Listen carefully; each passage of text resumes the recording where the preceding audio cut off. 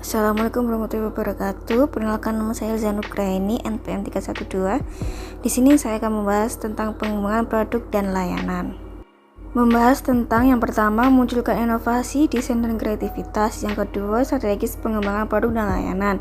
Yang ketiga, proses pengembangan produk dan layanan. Yang keempat, perspektif persyaratan pasar dalam pengembangan produk dan layanan.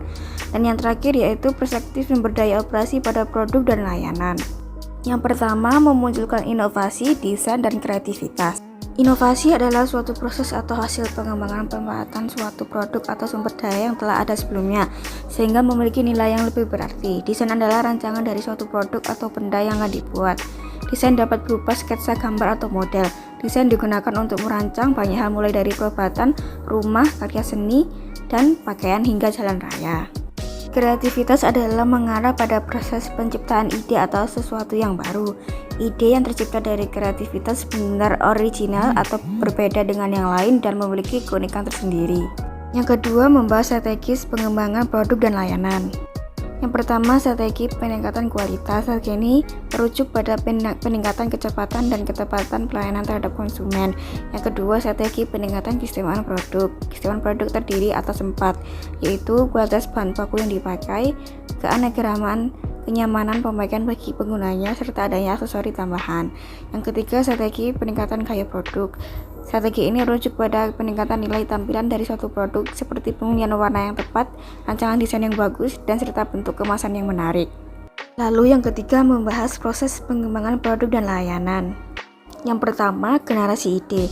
Ide baru sering menjadi pasar untuk memulai bisnis. Banyak pengusaha menemukan celah di pasar dan memulai bisnis yang menyediakan produk atau layanan untuk menjadi solusi baru bagi pengusaha target pasar. Yang kedua, evaluasi ide. Pengembangan produk baru yang sukses dimulai dengan melakukan identifikasi terhadap ide produk atau layanan yang baik.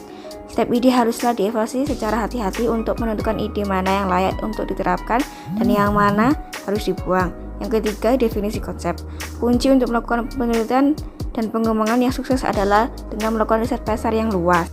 Yang keempat, membahas perspektif persyaratan pasar dalam pengembangan produk dan layanan. Ada 6, yaitu kualitas pengembangan produk dan layanan, kecepatan pengembangan produk dan layanan, keandalan pengembangan produk dan layanan, fleksibilitas pengembangan produk dan layanan, metafase kabar, dan komitmen tambahan. Kelima, membahas tentang perspektif sumber daya operasi pada produk dan layanan. Ada 3, yaitu yang pertama, kapasitas pengembangan produk dan layanan, yang kedua, permintaan pengembangan produk dan layanan, yang ketiga, jaringan pengembangan produk dan layanan. Lalu ada contoh perusahaan, yaitu perusahaan Apple. Ada beberapa produk yang lebih sukses diluncurkan di zaman modern. iPhone telah mengubah cara kita melihat smartphone dan memberikan tolak ukur untuk upaya pesaing. Itu telah terjual jutaan di seluruh dunia dan membantu membuat Apple menjadi perusahaan paling berharga di dunia. Tetapi hanya sedikit orang di luar Apple yang tahu bahwa perusahaan tersebut mempertimbangkan untuk mengabaikan seluruh gagasan tersebut. Sir Jonathan Ive, wakil presiden senior desain Apple, telah mengakui bahwa Apple telah mengerjakan beberapa produk yang sangat menarik selama bertahun-tahun, tetapi memutuskan untuk menghentikan pengembangan mereka karena masalah teknis atau sumber yang tampaknya tidak dapat diatasi. Misalnya, salah satu inovasi mendasar iPhone pada saat sedang dikembangkan adalah layar sentuh. Dan komponen inilah yang terbukti sangat sulit sehingga membuat proyek tersebut hampir dibatalkan. Ada beberapa kali kami hampir menyampaikan karena ada masalah mendasar yang tidak bisa kami selesaikan, kata Sir Jonathan. Saya akan meletakkan telepon di telinga saya dan telinga saya memutar nomor. Tantangannya adalah Anda kemudian harus mendeteksi segala macam bentuk telinga, bentuk dagu, warna kulit, dan tatanan rambut. Kami harus mengembangkan teknologi pada dasarnya sebuah sensor untuk memberi tahu telepon bahwa ini sekarang naik ke telinga, tolong aktifkan layar sentuh.